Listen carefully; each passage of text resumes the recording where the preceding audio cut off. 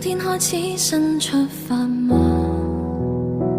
流過了吧，忘記了嗎？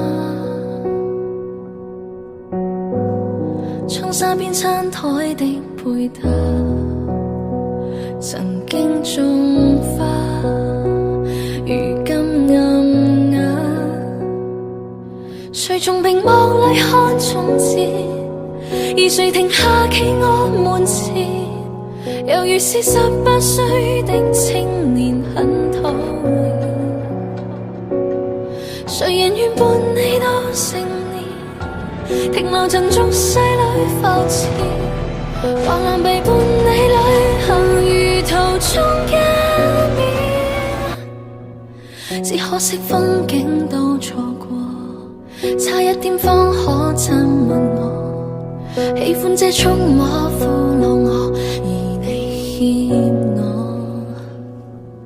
當天的街巷中碰過，吹起的煙圈中說破，心中這一位英俊少年的愛火，可燒傷